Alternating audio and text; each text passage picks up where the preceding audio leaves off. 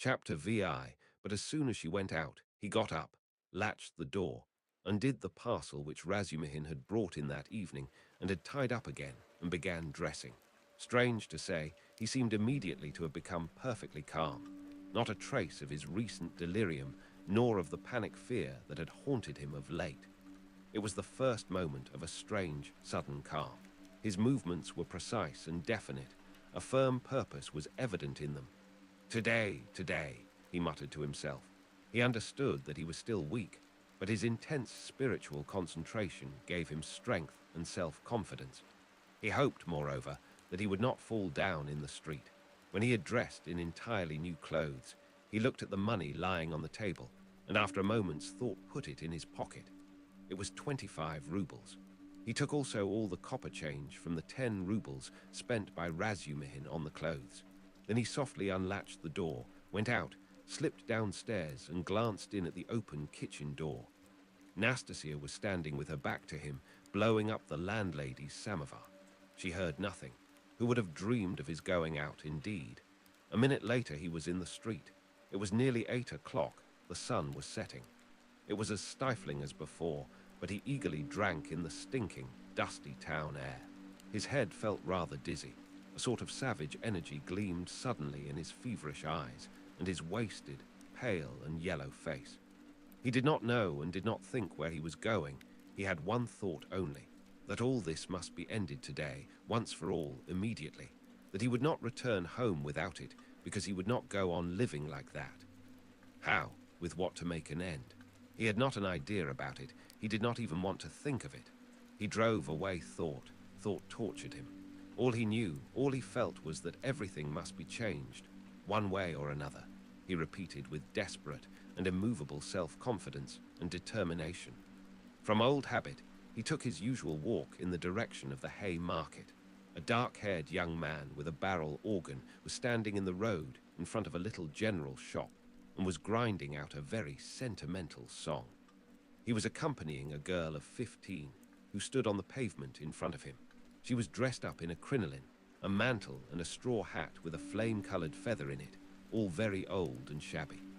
In a strong and rather agreeable voice, cracked and coarsened by street singing, she sang in hope of getting a copper from the shop. Raskolnikov joined 2 or 3 listeners, took out a 5-kopeck piece and put it in the girl's hand. She broke off abruptly on a sentimental high note, shouted sharply to the organ grinder, "Come on," and both moved on to the next shop. "Do you like street music?" said Raskolnikov, addressing a middle-aged man standing idly by him. The man looked at him, startled and wondering. "I love to hear singing to a street organ," said Raskolnikov, and his manner seemed strangely out of keeping with the subject. "I like it on cold, dark, damp autumn evenings. They must be damp, when all the passers-by have pale green, sickly faces, or better still, when wet snow is falling straight down, when there's no wind, you know what I mean, and the street lamps shine through it." "I don't know. Excuse me," muttered the stranger, frightened by the question and Raskolnikov's strange manner, and he crossed over to the other side of the street. Raskolnikov walked straight on and came out at the corner of the hay market, where the huckster and his wife had talked with Lizaveta, but they were not there now. Recognizing the place, he stopped, looked round and addressed a young fellow in a red shirt who stood gaping before a corn chandler's shop. "Isn't there a man who keeps a booth with his wife at this corner?" "All sorts of people keep booths here," answered the young man, glancing superciliously at Raskolnikov. "What's his name? What he was christened? Aren't you a Zaroysky man, too? Which province?" The young man looked at Raskolnikov again. "It's not a province, Your Excellency, but a district. Graciously forgive me, Your Excellency. Is that a tavern at the top there?" "Yes, it's an eating house, and there's a billiard room, and you'll find princesses there too." La. Raskolnikov crossed the square. In that corner there was a dense crowd of peasants. He pushed his way into the thickest part of it, looking at the faces. He felt an unaccountable inclination to enter into conversation with people, but the peasants took no notice of him. They were all shouting, in groups together. He stood and thought a little, and took a turning to the right in the direction of V. He had often crossed that little street which turns at an angle, leading from the marketplace to Sadovy Street. Of late, he had often felt drawn to wander about this district. When he felt depressed, that he might feel more so. Now he walked along, thinking of nothing. At that point, there is a great block of buildings, entirely let out in dram shops and eating houses. Women were continually running in and out, bareheaded and in their indoor clothes. Here and there they gathered in groups, on the pavement, especially about the entrances to various festive establishments in the lower stories. From one of these, a loud din, sounds of singing, the tinkling of a guitar and shouts of merriment floated into the street. A crowd of women were thronging round the door. Some were sitting on the steps, others on the pavement, others were standing talking. A drunken soldier, smoking a cigarette, was walking near them in the road, swearing. He seemed to be trying to find his way somewhere, but had forgotten where. One beggar was quarreling with another, and a man dead drunk was lying right across the road. Raskolnikov joined the throng of women who were talking in husky voices. They were bareheaded and wore cotton dresses and goatskin shoes. There were women of 40 and some not more than 17. Almost all had blackened eyes. He felt strangely attracted by the singing and all the noise and uproar in the saloon below. Someone could be heard within dancing frantically, marking time with his heels to the sounds of the guitar, and of a thin falsetto voice singing a jaunty air. He listened intently, gloomily and dreamily, bending down at the entrance and peeping inquisitively in from the pavement. "Oh, my handsome soldier, don't beat me for nothing," trilled the thin voice of the singer. Raskolnikov felt a great desire to make out what he was singing, as though everything depended on that. "Shall I go in?" he thought. "They are laughing. From drink. Shall I get drunk?" "Won't you come in?" one of the women asked him. Her voice was still musical and less thick than the others. She was young and not repulsive, the only one of the group. "Why, she's pretty," he said, drawing himself up and looking at her. She smiled, much pleased at the compliment. "You're very nice looking yourself," she said. "Isn't he thin, though?" observed another woman in a deep bass. "Have you just come out of a hospital?" "They're all generals' daughters, it seems, but they have all snub noses," interposed a tipsy peasant with a sly smile on his face, wearing a loose coat. "See how jolly they are. Go along with you. I'll go, sweetie," and he darted down into the saloon below. Raskolnikov moved on. "I say, sir," the girl shouted after him. "What is it?" She hesitated. "I'll always be pleased to spend an hour with you, kind gentleman, but now I feel shy. Give me 6 kopecks for a drink. There's a nice young man." Raskolnikov gave her what came first, 15 kopecks. "Ah, what a good-natured gentleman. What's your name?" "Ask for Duckleder." "Well, that's too much," one of the women observed, shaking her head at Duckleder. "I don't know how you can ask like that. I believe I should drop with shame." Raskolnikov looked curiously at the speaker. She was a pock-marked wench of 30, covered with bruises, with her upper lip swollen. She made her criticism quietly and earnestly. "Where is it?" thought Raskolnikov. "Where is it I've read that someone condemned to death says or thinks, an hour before his death, that if he had to live on some high rock, on such a narrow ledge that he'd only room to stand, and the ocean, everlasting darkness, everlasting solitude, everlasting tempest around him, if he had to remain standing on a square yard of space all his life, 1,000 years, eternity, it were better to live so than to die at once. Only to live and live. Life, whatever it may be. How true it is. Good God, how true. Man is a vile creature, and vile is he who calls him vile for that," he added a moment later. He went into another street. "Bah, the Palais de Crystal. Razumihin was just talking of the Palais de Crystal. But what on earth was it I wanted? Yes, the newspapers.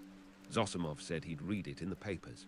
Have you the papers?" he asked, going into a very spacious and positively clean restaurant consisting of several rooms, which were, however, rather empty.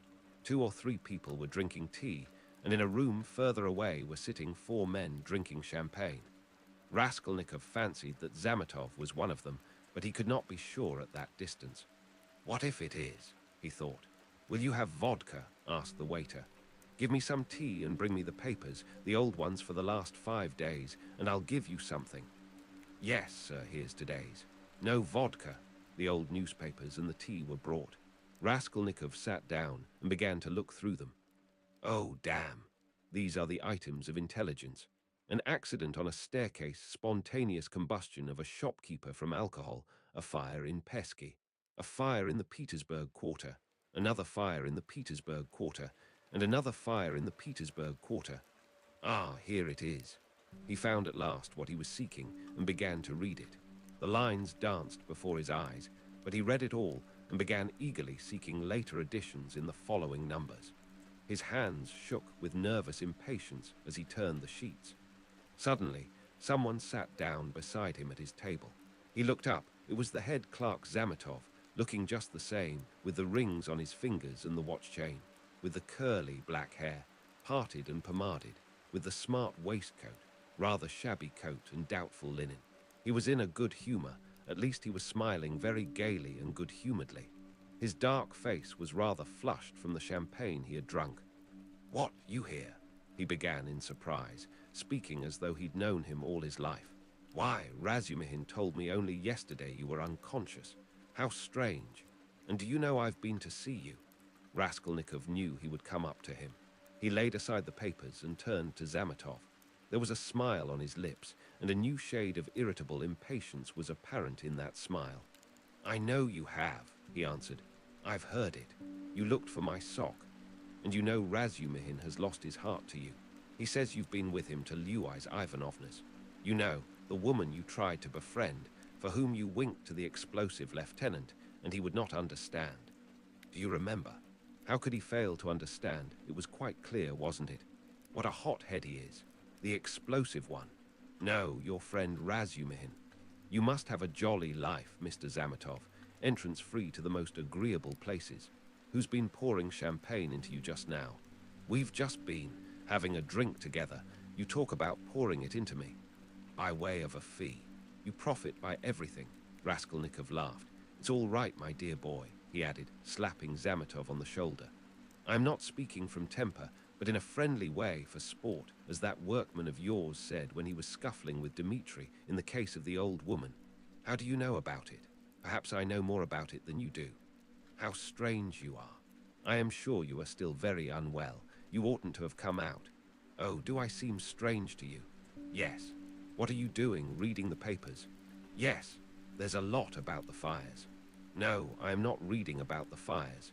Here he looked mysteriously at Zametov. His lips were twisted again in a mocking smile. "No, I am not reading about the fires," he went on, winking at Zametov. "But confess now, my dear fellow, you're awfully anxious to know what I am reading about." "I am not in the least. Mayn't I ask a question? Why do you keep on? Listen, you are a man of culture and education." "I was in the 6th class at the gymnasium," said Zametov with some dignity. "6th class? Ah, my cock-sparrow. With your parting and your rings, you are a gentleman of fortune. Foo, what a charming boy."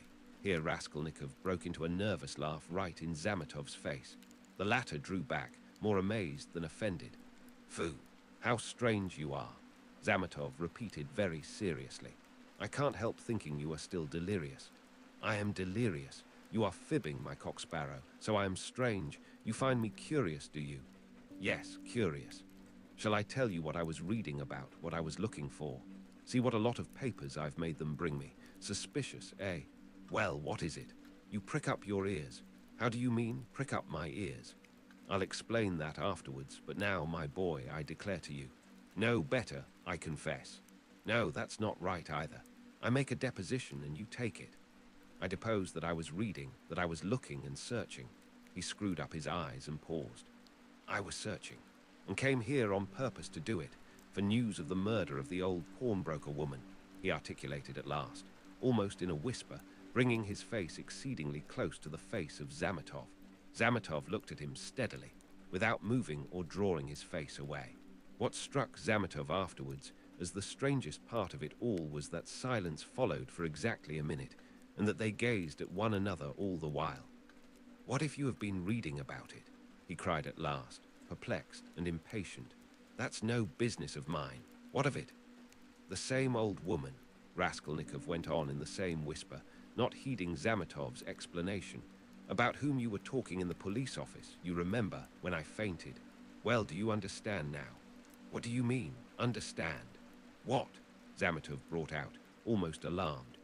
Raskolnikov's set and earnest face was suddenly transformed, and he suddenly went off into the same nervous laugh as before, as though utterly unable to restrain himself.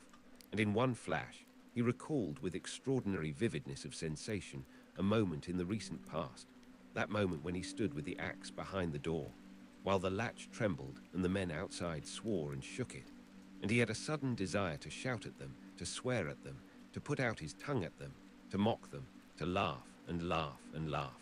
"You are either mad or—" began Zametov, and he broke off, as though stunned by the idea that had suddenly flashed into his mind.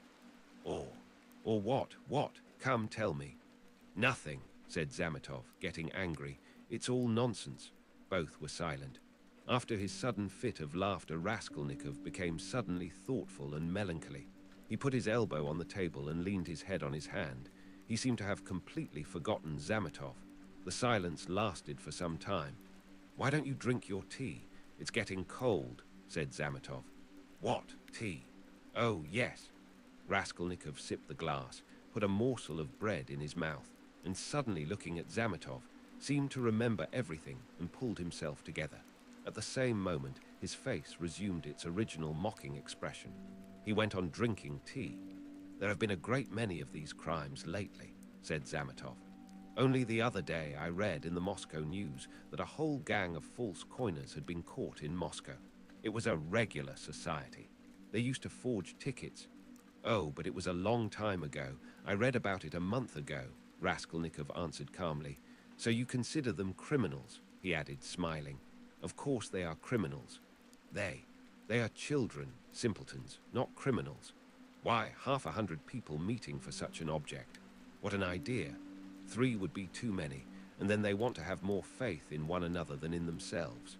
One has only to blab in his cups, and it all collapses. Simpletons. They engaged untrustworthy people to change the notes. What a thing to trust to a casual stranger. Well, let us suppose that these simpletons succeed and each makes 1,000,000, and what follows for the rest of their lives? Each is dependent on the others for the rest of his life. Better hang oneself at once. And they did not know how to change the notes either.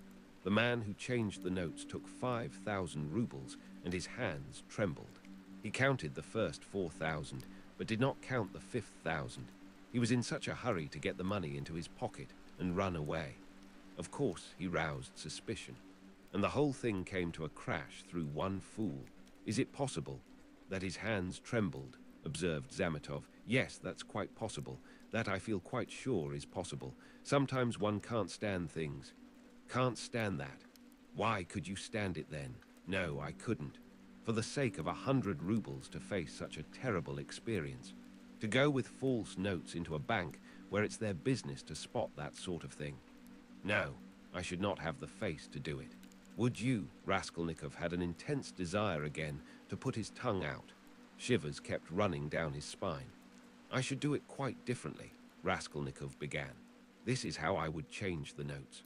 I'd count the first 1,000 3 or 4 times backwards and forwards, looking at every note, and then I'd set to the second 1,000. I'd count that halfway through, and then hold some 50-ruble note to the light, then turn it, then hold it to the light again, to see whether it was a good one. 'I am afraid,' I would say. 'A relation of mine lost 25 rubles the other day through a false note,' and then I'd tell them the whole story. And after I began counting the third, 'No, excuse me,' I would say. 'I fancy I made a mistake in the 7th hundred in that second 1,000. I am not sure.' And so I would give up the third 1,000 and go back to the second, and so on to the end. And when I had finished, I'd pick out one from the 5th and one from the second 1,000 and take them again to the light and ask again, 'Change them, please,' and put the clerk into such a stew that he would not know how to get rid of me. When I'd finished and had gone out, I'd come back, 'No, excuse me,' and ask for some explanation. That's how I'd do it." "Foo, what terrible things you say," said Zametov, laughing. "But all that is only talk. I dare say when it came to deeds you'd make a slip. I believe that even a practiced, desperate man cannot always reckon on himself, much less you and I, to take an example near home. That old woman murdered in our district. The murderer seems to have been a desperate fellow. He risked everything in open daylight, was saved by a miracle. but his hands shook too. He did not succeed in robbing the place. He couldn't stand it. That was clear from the— Raskolnikov seemed offended. Clear? Why don't you catch him then? He cried, maliciously jibing at Zametov. Well, they will catch him. Who? You? Do you suppose you could catch him? You've a tough job. A great point for you is whether a man is spending money or not. If he had no money and suddenly begins spending, he must be the man, so that any child can mislead you. The fact is they always do that, though, answered Zametov. A man will commit a clever murder at the risk of his life, and then at once he goes drinking in a tavern. They are caught spending money. They are not all as cunning as you are. You wouldn't go to a tavern, of course. Raskolnikov frowned and looked steadily at Zametov. You seem to enjoy the subject and would like to know how I should behave in that case too, he asked with displeasure. I should like to, Zametov answered firmly and seriously. Somewhat too much earnestness began to appear in his words and looks. Very much, very much. All right then.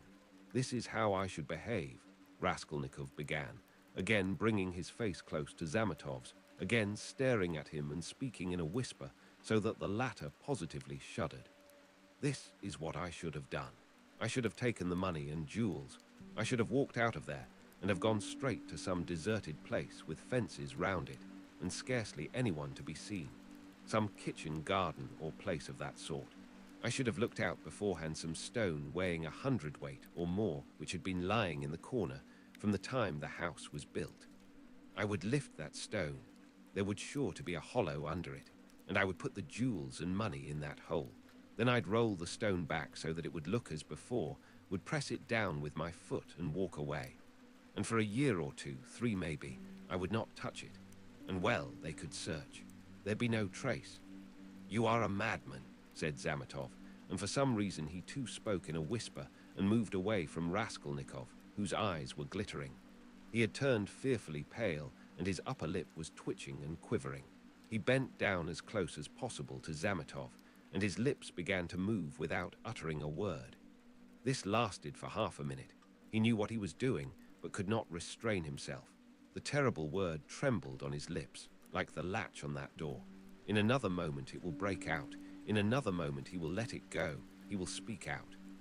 And what if it was I who murdered the old woman and Lizaveta? He said suddenly, and realized what he had done. Zametov looked wildly at him and turned white as the tablecloth. His face wore a contorted smile. But is it possible? He brought out faintly. Raskolnikov looked wrathfully at him. Own up that you believed it. Yes, you did. Not a bit of it. I believe it less than ever now, Zametov cried hastily. I've caught my cock-sparrow. So you did believe it before, if now you believe less than ever? Not at all, cried Zametov, obviously embarrassed. Have you been frightening me so as to lead up to this? You don't believe it then? What were you talking about behind my back when I went out of the police office? And why did the explosive lieutenant question me after I fainted? Hey there, he shouted to the waiter, getting up and taking his cap. How much? 30 kopecks, the latter replied, running up. And there is 20 kopecks for vodka. See what a lot of money. He held out his shaking hand to Zametov with notes in it. Red notes and blue, 25 rubles. Where did I get them? And where did my new clothes come from? You know, I had not a kopeck. You've cross-examined my landlady, I'll be bound. Well, that's enough. Assez corset, till we meet again. He went out, trembling all over from a sort of wild, hysterical sensation in which there was an element of insufferable rapture. Yet he was gloomy and terribly tired. His face was twisted as after a fit. His fatigue increased rapidly. Any shock, any irritating sensation stimulated and revived his energies at once, but his strength failed as quickly when the stimulus was removed. Zametov, left alone, sat for a long time in the same place, plunged in thought. Raskolnikov had unwittingly worked a revolution in his brain on a certain point and had made up his mind for him conclusively. Ilya Petrovitch is a blockhead, he decided. Raskolnikov had hardly opened the door of the restaurant when he stumbled against Razumihin on the steps. They did not see each other till they almost knocked against each other. For a moment, they stood, looking each other up and down. Razumihin was greatly astounded. Then anger, real anger, gleamed fiercely in his eyes. So here you are. he shouted at the top of his voice. "You ran away from your bed, and here I've been looking for you under the sofa. We went up to the garret. I almost beat Nastasia on your account. And here he is after all. Rodia, what is the meaning of it? Tell me the whole truth. Confess. Do you hear?" "It means that I'm sick to death of you all and I want to be alone," Raskolnikov answered calmly. "Alone? When you are not able to walk, when your face is as white as a sheet and you are gasping for breath. Idiot! What have you been doing in the Palais de Cristal? Own up at once." "Let me go," said Raskolnikov and tried to pass him. This was too much for Razumihin. He gripped him firmly by the shoulder. "Let you go? You dare tell me to let you go? Do you know what I'll do with you directly? I'll pick you up, tie you up in a bundle, carry you home under my arm and lock you up." "Listen, Razumihin," Raskolnikov began quietly, apparently calm. "Can't you see that I don't want your benevolence? A strange desire you have to shower benefits on a man who curses them, who feels them a burden in fact. Why did you seek me out at the beginning of my illness? Maybe I was very glad to die. Didn't I tell you plainly enough today that you were torturing me, that I was? Sick of you. You seem to want to torture people. I assure you that all that is seriously hindering my recovery, because it's continually irritating me. You saw Zosimov went away just now to avoid irritating me. You leave me alone too, for goodness sake. What right have you indeed to keep me by force? Don't you see that I am in possession of all my faculties now? How can I persuade you not to persecute me with your kindness? I may be ungrateful, I may be mean. Only let me be, for God's sake, let me be. Let me be, let me be."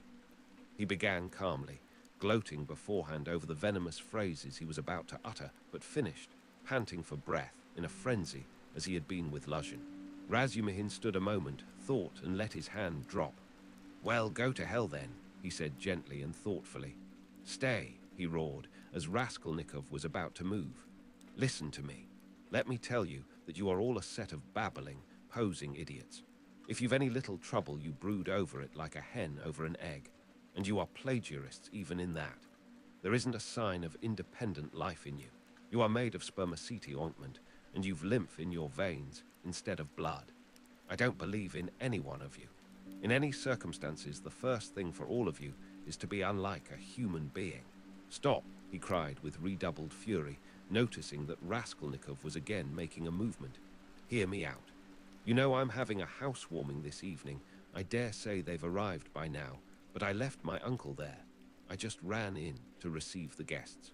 And if you weren't a fool, a common fool, a perfect fool, if you were an original instead of a translation. You see, Rodia, I recognize you're a clever fellow, but you're a fool. And if you weren't a fool, you'd come round to me this evening instead of wearing out your boots in the street. Since you have gone out, there's no help for it. I'd give you a snug easy chair, my landlady has one, a cup of tea, company. Or you could lie on the sofa, any way you would be with us. Zosimov will be there too. Will you come?" "No, rubbish," Razumihin shouted out of patience. "How do you know? You can't answer for yourself. You don't know anything about it. Thousands of times I've fought tooth and nail with people and run back to them afterwards. One feels ashamed and goes back to a man.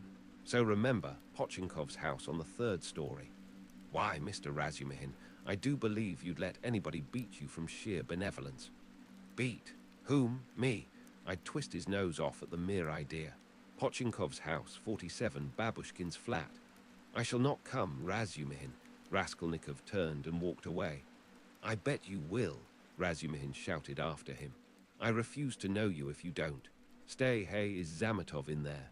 "Yes." "Did you see him?" "Yes." "Talk to him?" "Yes." "What about? Confound you, don't tell me then." "Pochinkov's house, 47, Babushkin's flat, remember?" Raskolnikov walked on and turned the corner into Sadovy Street.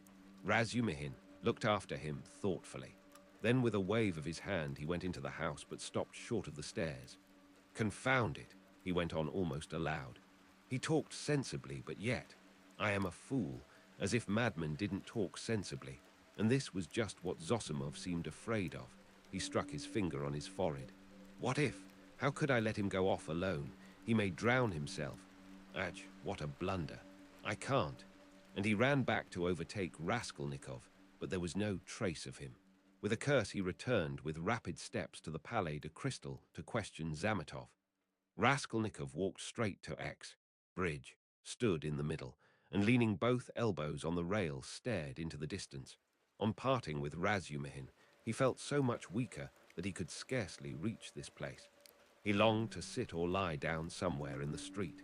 Bending over the water, he gazed mechanically at the last pink flush of the sunset, at the row of houses growing dark in the gathering twilight, at one distant attic window on the left bank, flashing as though on fire in the last rays of the setting sun, at the darkening water of the canal, and the water seemed to catch his attention. At last red circles flashed before his eyes. The houses seemed moving, the passers-by, the canal banks, the carriages, all danced before his eyes.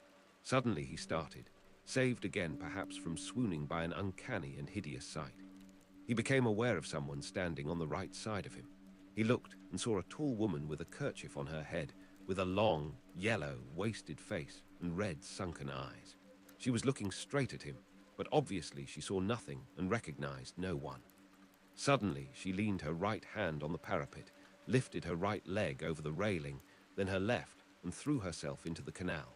The filthy water parted and swallowed up its victim for a moment. But an instant later, the drowning woman floated to the surface, moving slowly with the current, her head and legs in the water, her skirt inflated like a balloon over her back. "A woman drowning! A woman drowning!" shouted dozens of voices. People ran up. Both banks were thronged with spectators. On the bridge, people crowded about Raskolnikov, pressing up behind him. "Mercy on it! It's our Afrosinia," a woman cried tearfully close by. "Mercy, save her! Kind people, pull her out!" A boat was shouted in the crowd, but there was no need of a boat. A policeman ran down the steps to the canal, threw off his great coat and his boots, and rushed into the water. It was easy to reach her. She floated within a couple of yards from the steps. He caught hold of her clothes with his right hand, and with his left seized a pole which a comrade held out to him. The drowning woman was pulled out at once. They laid her on the granite pavement of the embankment. She soon recovered consciousness, raised her head, sat up and began sneezing and coughing, stupidly wiping her wet dress with her hands. She said nothing. "She's drunk herself out of her senses," the same woman's voice wailed at her side. "Out of her senses. The other day she tried to hang herself. We cut her down. I ran out to the shop just now, left my little girl to look after her, and here she's in trouble again. A neighbor, gentlemen, a neighbor. We live close by, the second house from the end. See yonder." The crowd broke up. The police still remained round the woman. Someone mentioned the police station. Raskolnikov looked on with a strange sensation of indifference and apathy. He felt disgusted. "No, that's loathsome. Water. It's not good enough," he muttered to himself. "Nothing will come of it," he added. "No use to wait. What about the police office? And why isn't Zametov at the police office? The police office is open till 10 o'clock. He turned his back to the railing and looked about him. "Very well, then," he said resolutely. He moved from the bridge and walked in the direction of the police office. His heart felt hollow and empty. He did not want to think. Even his depression had passed. There was not a trace now of the energy with which he had set out to make an end of it all. Complete apathy had succeeded to it. "Well, it's a way out of it," he thought, walking slowly and listlessly along the canal bank. "Anyway, I'll make an end, for I want to. But is it a way out? What does it matter? There'll be the square yard of space. But what an end. Is it really the end? Shall I tell them or not? Damn, how tired I am. If I could find somewhere to sit or lie down soon. What I'm most ashamed of is its being so stupid. But I don't care about that either. What idiotic ideas come into one's head?" To reach the police office, he had to go straight forward and take the second turning to the left. It was only a few paces away. But at the first turning he stopped, and after a minute's thought, turned into a side street and went 2 streets out of his way, possibly without any object, or possibly to delay a minute and gain time. He walked, looking at the ground. Suddenly someone seemed to whisper in his ear. He lifted his head and saw that he was standing at the very gate of the house. He had not passed it. He had not been near it since that evening. An overwhelming, unaccountable prompting drew him on. He went into the house. passed through the gateway, then into the first entrance on the right, and began mounting the familiar staircase to the fourth story. The narrow, steep staircase was very dark. He stopped at each landing and looked round him with curiosity. On the first landing, the framework of the window had been taken out. That wasn't so then, he thought. Here was the flat on the second story where Nikolay and Dmitri had been working. It's shut up, and the door newly painted. So it's to let. Then the third story and the fourth. Here, he was perplexed to find the door of the flat wide open.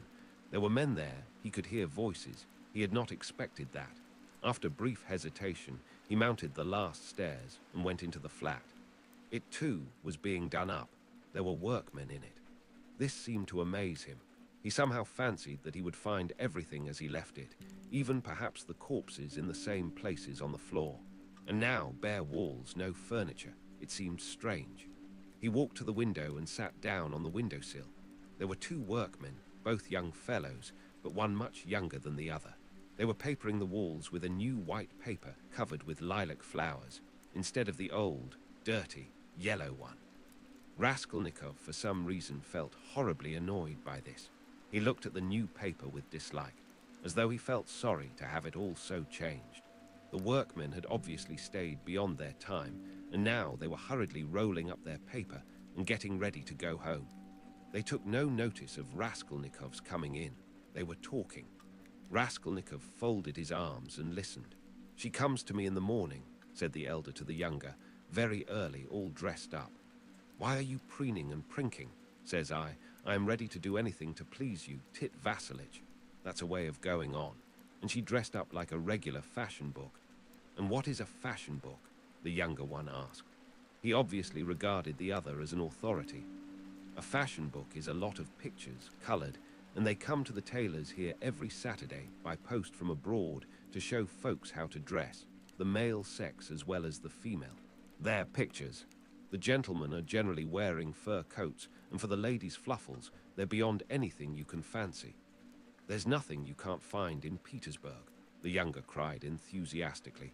"Except father and mother, there's everything." "Except them, there's everything to be found, my boy," the elder declared sententiously. Raskolnikov got up and walked into the other room where the strong box, the bed, and the chest of drawers had been. The room seemed to him very tiny without furniture in it. The paper was the same. The paper in the corner showed where the case of icons had stood. He looked at it and went to the window. The elder workman looked at him askance. "What do you want?" he asked suddenly. Instead of answering, Raskolnikov went into the passage and pulled the bell. The same bell, the same cracked note. He rang it a second and a third time. He listened and remembered. The hideous and agonizingly fearful sensation he had felt then began to come back more and more vividly. He shuddered at every ring, and it gave him more and more satisfaction. "Well, what do you want? Who are you?" the workman shouted, going out to him. Raskolnikov went inside again. "I want to take a flat," he said. "I am looking round. It's not the time to look at rooms at night. And you ought to come up with the porter. The floors have been washed. Will they be painted?" Raskolnikov went on. "Is there no blood?" "What blood?" "Why, the old woman and her sister were murdered here.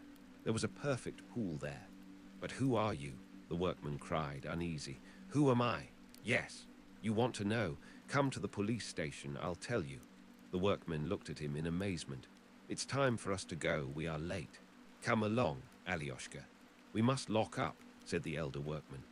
"Very well, come along," said Raskolnikov indifferently, and going out first, he went slowly downstairs. "Hey, porter," he cried in the gateway. At the entrance, several people were standing, staring at the passers-by, the two porters, a peasant woman, a man in a long coat, and a few others. Raskolnikov went straight up to them. "What do you want?" asked one of the porters. "Have you been to the police office?" "I've just been there." "What do you want? Is it open?" "Of course." "Is the assistant there?" "He was there for a time." "What do you want?" Raskolnikov made no reply, but stood beside them lost in thought. "He's been to look at the flat," said the elder workman, coming forward. "Which flat?" "Where we are at work." "Why have you washed away the blood?" says he. "There has been a murder here," says he, "and I've come to take it." and he began ringing at the bell, all but broke it. "Come to the police station," says he. "I'll tell you everything there." He wouldn't leave us. The porter looked at Raskolnikov, frowning and perplexed. "Who are you?" he shouted as impressively as he could. "I am Rodion Romanovitch Raskolnikov, formerly a student. I live in Shill's house, not far from here, flat number 14. Ask the porter, he knows me." Raskolnikov said all this in a lazy, dreamy voice, not turning round, but looking intently into the darkening street. "Why have you been to the flat? To look at it. What is there to look at? Take him straight to the police station." The man in the long coat jerked in abruptly. Raskolnikov looked intently at him over his shoulder and said in the same slow, lazy tones, "Come along." "Yes, take him," the man went on more confidently. "Why was he going into that? What's in his mind, eh? He's not drunk, but God knows what's the matter with him," muttered the workman. "But what do you want?" the porter shouted again, beginning to get angry in earnest. "Why are you hanging about?" "You funk the police station then," said Raskolnikov jeeringly. "How funk it? Why are you hanging about?" "He's a rogue," shouted the peasant woman. "Why waste time talking to him?" cried the other porter, a huge peasant in a full open coat and with keys on his belt. "Get along. He is a rogue and no mistake. Get along," and seizing Raskolnikov by the shoulder he flung him into the street. He lurched forward but recovered his footing, looked at the spectators in silence and walked away. "Strange man," observed the workman. "There are strange folks about nowadays," said the woman. "You should have taken him to the police station all the same," said the man in the long coat. "Better have nothing to do with him," decided the big porter. "A regular rogue. Just what he wants, you may be sure, but once take him up you won't get rid of him. We know the sort." "Shall I go there or not?" thought Raskolnikov, standing in the middle of the thoroughfare at the crossroads, and he looked about him, as though expecting from someone a decisive word. But no sound came. All was dead and silent like the stones on which he walked, dead to him alone. All at once, at the end of the street, 200 yards away, in the gathering dusk, he saw a crowd and heard talk and shouts. In the middle of the crowd stood a carriage. A light gleamed in the middle of the street. "What is it?" Raskolnikov turned to the right and went up to the crowd. He seemed to clutch at everything and smiled coldly when he recognized it, for he had fully made up his mind to go to the police station and knew that it would all soon be over.